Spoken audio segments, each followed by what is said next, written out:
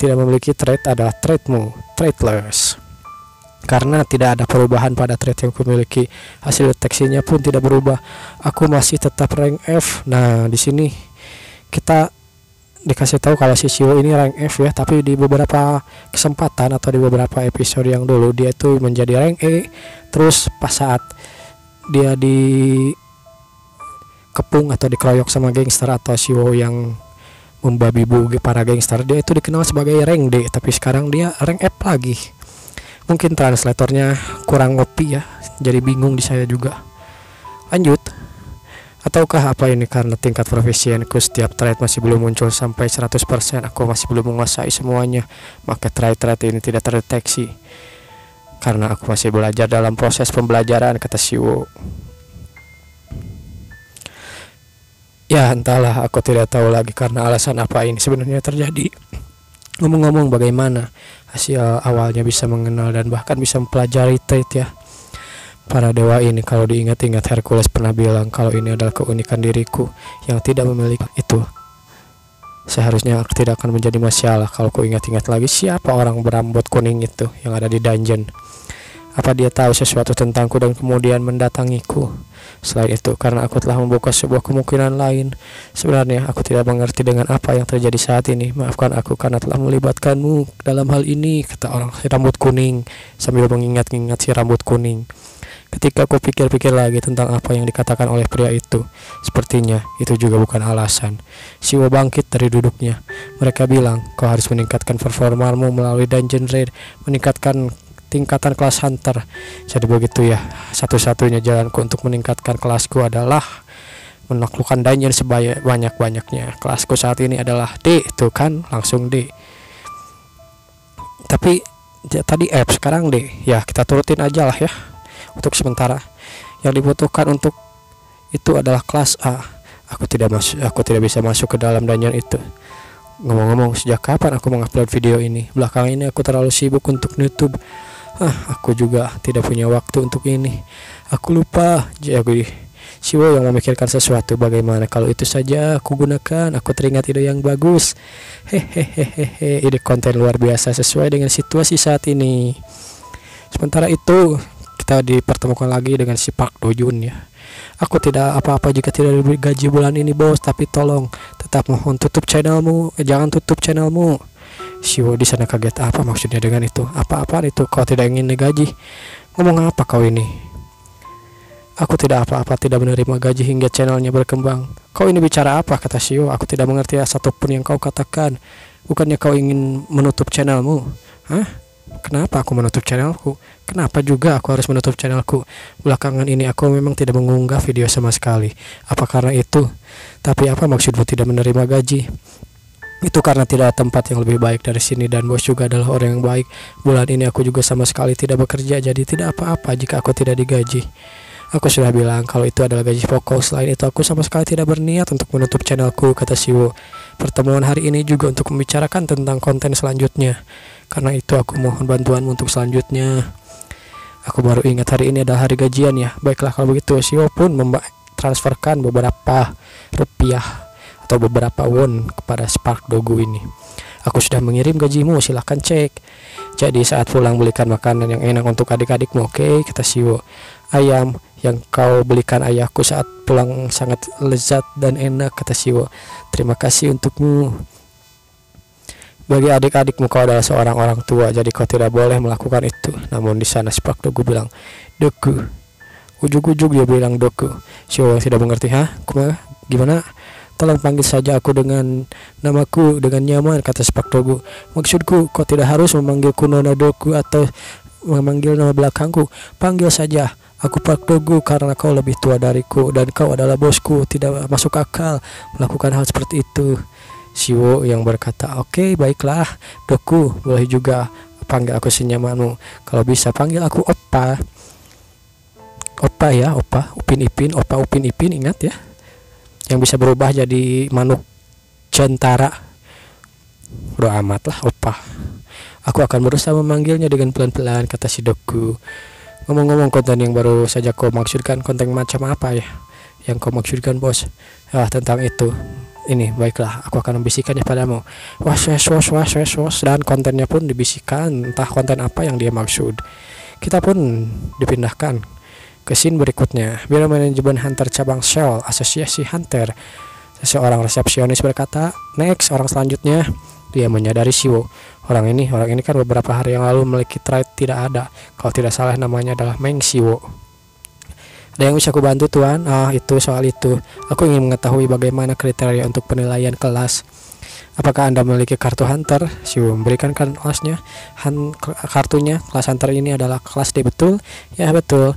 Yang di bawah kelas F menjadi kelas D. Meski sudah berusaha sangat keras, itu hampir mustahil untuk menaikkannya. Namun, aku yakin ini adalah batasnya, karena hanya dengan usaha ini tidak akan bisa mengalahkan bakat, kata si resepsionis yang merasa kasihan. Peningkatan kelas yang baru saja Anda tanyakan. Anda harus memiliki 200 catatan rank menaklukkan dungeon kelas D, baru Anda bisa naik ke kelas C. Karena bisa melakukan itu adalah sekitar 3 kali seminggu, kurang lebih seperti itu. Diperlukan waktu lebih dari setahun untuk menyelesaikannya, jika 3 kali seminggu pun jika kau mau melakukannya, kata si resepsionis. Anda telah memiliki 200 catatan tersebut. Anda meminta penanjuan kelas akan memberikan dungeon khusus untuk peninjauan kelas. Apakah ada sesuatu yang tidak Anda mengerti? Siwo berkata, apakah aku bisa mengetahui berapa dungeon yang sudah aku raid? Hingga saat ini aku sudah menyelesaikan 16 dungeon kelas D. Anda perlu menyelesaikan 184 lagi dungeon kelas D, dan kau bisa naik ke kelas C. Apa Anda ingin aku menugaskanmu pada satu dungeon? Jika itu memungkinkan, tolong bantu aku, kata Siwo. Baiklah, tunggu sebentar, aku akan mencari dungeon untukmu. Tolong berikan aku paling dekat dari sini, karena aku nggak punya uang. Asik, api-api moke Siwo ini. Jika menginginkannya, berikut ada dungeon yang tersedia. Secara kebetulan ada dungeon kelas D yang berjarak 5 menit dari sini. Apa dia tidak apa-apa meski perbedaannya dungeon kelas D dan D plus itu? Ya, jika dia pergi begitu saja, maka si resepsionis yang merasa khawatir, merasa tidak enak pada Siwo. Letaknya adalah setelah melewati perempatan di depan dan melintasi 2 gang. Kau akan melihat dungeon itu. Thank you, kata Siwo sambil berlalu pergi. Aku harap Anda beruntung. Good luck, Tuan Siwo. Orang selanjutnya. Lalu beberapa menit kemudian berlalu. Akhirnya saat dia berkata orang selanjutnya, terlihat wajah si resepsionis yang tadi yang lumayan kebingungan. Apa Anda memiliki keperluan lain? Ke orangnya tadi kan, Tuan Meng Siwo. Ya, itulah Meng Siwo. Lalu si resepsionis berpikir, sudah kuduga dungeon kelas D itu mustahil dia kembali dalam waktu kurang 10 menit. Aku tidak enak karena perlu bolak-balik. Jadi apakah aku bisa memberikan aku secara sekaligus? Aku benar-benar gak enak. Namun di sana kita pun dipindahkan beberapa saat kemudian, beberapa saat yang lalu, saat Siwo membicarakan konten dengan si Park Dogo. Ngomong-ngomong, konten baru apa yang kau maksudkan, bos? Ya, tentang ini. Bagaimana? Ini adalah konten tentang project menjadi hunter kelas A dalam 1 bulan. Di sana Park Dogo, kelas A 1 bulan lagi? Apa Anda serius, kata Park Dogo. Dengan kata lain, kata Siwo, aku akan menjadi kelas A dan aku akan memberikan panduan untuk menjadi hunter kelas A. Apa kau bisa memberikan aku secara sekaligus, kata Siwo. Lihat ini, ada sekitar 50. Lalu terjadi kegemparan di biro manajemen hunter cabang Shell. Tuan, berisik banget sih, kenapa kau lari di lorong? Apa kau ini anak sekolah apa? Ada dungeon kelas S mengalami dungeon mereka? Atau ada yang lain, kata si orang itu. Bukan soal itu, tapi pembersih dungeon telah datang. Pembersih dungeon, berapa jumlahnya? 10, 20? Sekarang sudah mau melebihi 120 dungeon yang sudah dia bersihkan. Bukankah dia awakener yang tidak memiliki trait pada 2 hari yang lalu? Ya, katanya dia sudah melakukan penilaian ulang, tetapi dia tidak memiliki trait. Lalu tiba-tiba saja orang lain berkata, manajer. Mungkin dia adalah awakener ilegal. Namun orang itu berkata, pembersih dungeon meminta untuk naik ke kelas C. Bagaimana ini? Bagaimana ini? Apa maksudnya itu kelas C? Setahu saya untuk menangani dan naikkan kelas C adalah raid 200 dungeon. Bukankah dia baru saja menyelesaikan 150 dungeon? Ayo kita laporkan ini ke biro inspeksi. Aku akan menghubungi mereka. Ya, hubungi mereka.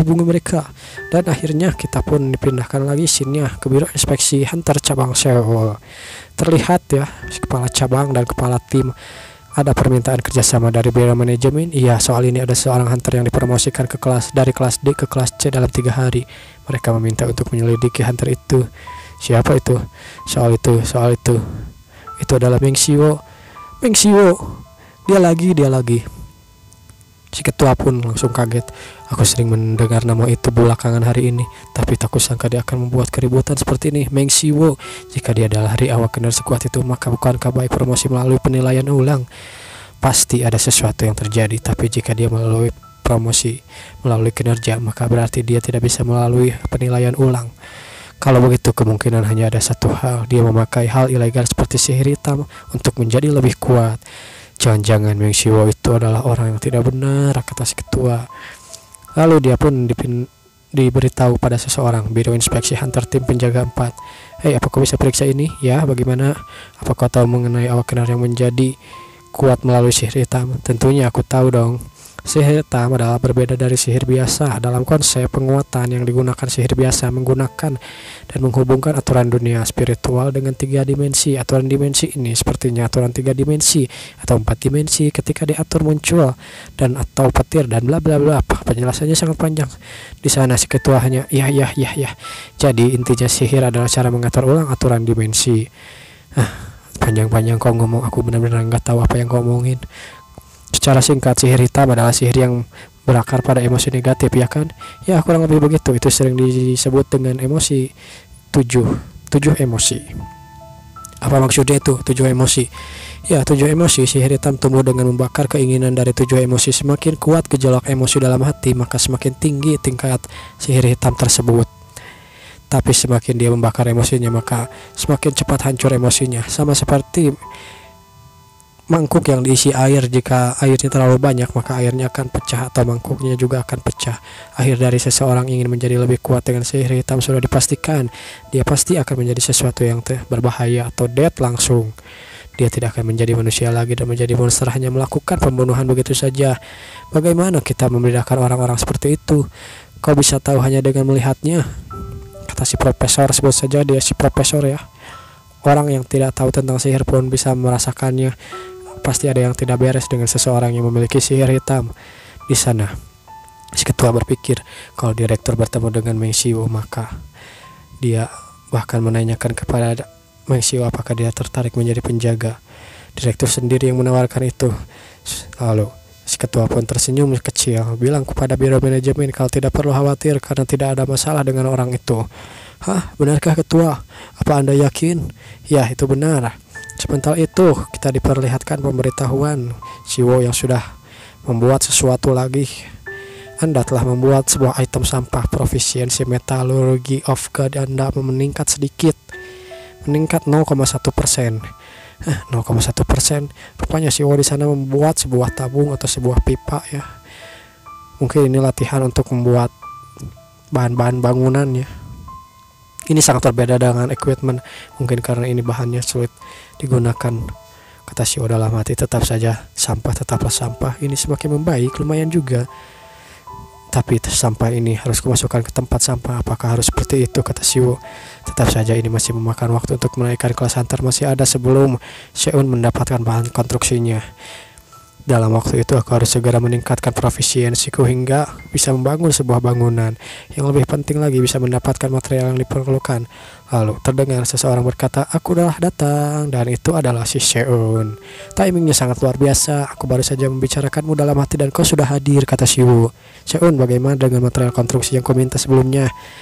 Soal itu sulit mendapatkannya. Aku sudah minta tolong sama adikku tapi tetap aja masih sulit. Apa kau punya adik? Apa kau tidak memberitahumu, kata si Seun. Aku punya seorang adik bernama Kim Lee Jun. Umurnya 20 tahun. Dan dia adalah seorang awakener, jadi sekarang dia bekerja sebagai hunter. Aku minta bantuan pada adikku untuk mendapatkan material-material tersebut. Material seperti itu hanya bisa didapatkan dari setidaknya monster tingkat B, jadi aku masih belum cukup layak untuk masuk ke sana. Hei, adikmu itu kelas apa? Kenapa dia bisa masuk ke dungeon kelas B, kata Siwo. Ya, dia adalah kelas B, kurang lebih seperti itu. Tapi dia punya trade A+. Apa? Dia punya kekuatan trade A+? Iya, kata si Seun sambil bersemangat. Dia baru-baru ini mengalami awakening sehingga kemampuannya belum sepenuhnya matang. Terkadang Dengan bantuan kekuatannya pun dia masih terluka parah, tetapi aku tidak perlu cemas karena trait yang dia miliki adalah super regenerasi. Itu adalah sebuah trait yang meningkatkan kemampuan regenerasi seseorang. Sambil membayangkan sesuatu terjadi pada adiknya. Dari apa yang ku dengar, trait ini mirip dengan kemampuan regenerasinya troll.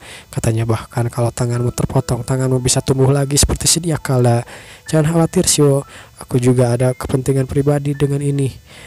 Apa? Oh, Seun ya, rupanya bos orang itu telah datang. Kau di sini Seun? Ajushi di event seminar World Metallurgical. Bagaimana dengan equipment yang kuminta tolong padamu? Lalu Shio pun berpikir sedang dalam proses pembuatan. Sepertinya jumlah materialnya yang akan kuperoleh tidak banyak. Untuk meningkatkan kelas hunterku, kurasa sebaiknya aku mencari material itu sendiri. Kalau begitu aku pamit dulu ya. Baiklah kalau begitu, sampai jumpa Shio. Oke ya, assalamualaikum, kata Shio. Dan kita pun dipindahkan lagi ke si Park Dogu atau si editor Shio. Akhirnya selesai juga, dia berteriak seperti itu. Editan kali ini lumayan. Ada 184 video yang telah ku edit dengan total durasi selama 22 jam. Umumnya butuh waktu selama setahun untuk naik dari kelas D ke kelas C, tapi dia hanya melakukannya dalam beberapa hari. Sungguh luar biasa bos kita yang satu ini. Lalu tiba-tiba saja pemberitahuan muncul di handphonenya. Meng Shio telah mengirimkan 300 file video yang baru. 300? Bagaimana ini? Dia pun kaget. Apa-apaan ini? Padahal baru saja dia mengirimku banyak video, tapi sekarang dia melakukannya lagi. Kali ini video macam apa yang dia kirimkan? Peningkatan kelas hunter dari kelas C ke kelas B. Apa-apaan ini? Itu berarti jangan bilang aku harus melanjut video mengedit lagi. Tidak. Tapi setelah dia melihat handphonenya, melihat uang tabungannya dengan bayaran 10 JT ya, yang diberikan gaji oleh Shio. 10 juta, aku sudah transfer gaji tambahan untuk proses pengeditannya video-video tersebut. Jika viewsnya tinggi, aku juga akan memberikanmu insentif tambahan, kata Shio. Si Park Dogu pun merasa senang dengan kelakuan Shio yang seperti itu. Baiklah, mari kita bekerja keras untuk keluargaku. Kita pun diperlihatkan dalam video YouTube-nya kelas D ke kelas A dalam 1 bulan. Dengan viewsnya sudah mencapai 840.745. Dengan subscribernya meningkat ya 10.000. Asalnya 40.000 sekarang menjadi 54.000. Dogu memanglah hebat dalam edit video. Dia mengedit video dengan bagus. Jumlah viewsnya juga melambung tinggi, 840.000 hanya dalam sehari. Tak kusangka ini akan berjalan semulus ini, kata Shio. Tidak, aku tidak tahu lagi berapa kamera yang kuhancurkan dalam merekam. Akan sulit melakukan ini. Selain itu aku juga tidak bisa meminta Deku untuk ikut bergabung denganku di dungeon. Berhubung dia hanya orang biasa. Haruskah aku mencari awak kenar untuk menjadi kameramanku, seperti aku menjadi kameramen orang lain? Namun di sana kita bisa melihat si Shio sedang menelepon seseorang. Kenapa tidak mengangkat atau tidak menghubungiku? Lalu, hey Shio, ya Shio, ada apa?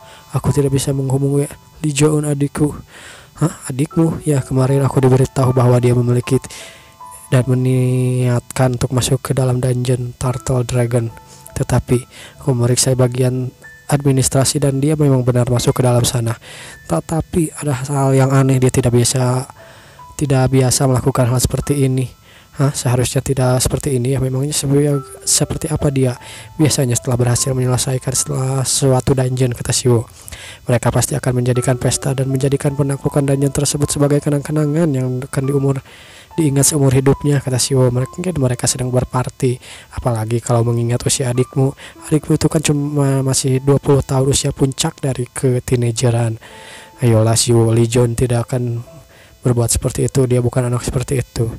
Dia memang seperti anak-anak, tetapi bukankah dia ada berita artinya tidak bagus? Aku yakin tidak akan ada masalah. Meskipun begitu, yang namanya sial tidak ada di kalender. Ayo kita laporkan dulu hal ini ke Biro Inspeksi Hunter, kata Shio. Ya, itu ide yang bagus. Terima kasih Shio. Kalau begitu aku akan pergi dulu. Dia pun langsung pergi ke sana, menjauh dari Shio yang hanya bisa melihatnya. Aku khawatir. Padahal dia sambil berpikir dalam hatinya, untuk sekarang lebih baik aku abaikan dan perhatikan saja sejauh apa kali ini.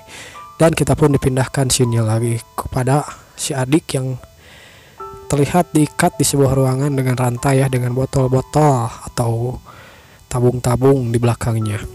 Dia sadar, apa-apaan ini, ucap si adik.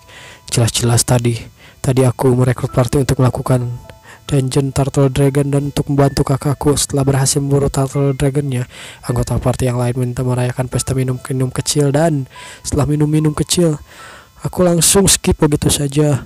Apa aku diculik? Tidak. Saat dengan kepanikannya seseorang datang. Kau tidak akan bisa membebaskan dirimu dengan mudah dari rantai itu loh. Itu adalah rantai yang kubuat secara khusus, bahkan hunter kelas S sekalipun tidak akan bisa melepaskannya dengan mudah. Apa yang ingin kau lakukan? Penasaran? Kata orang itu. Penasaran beneran?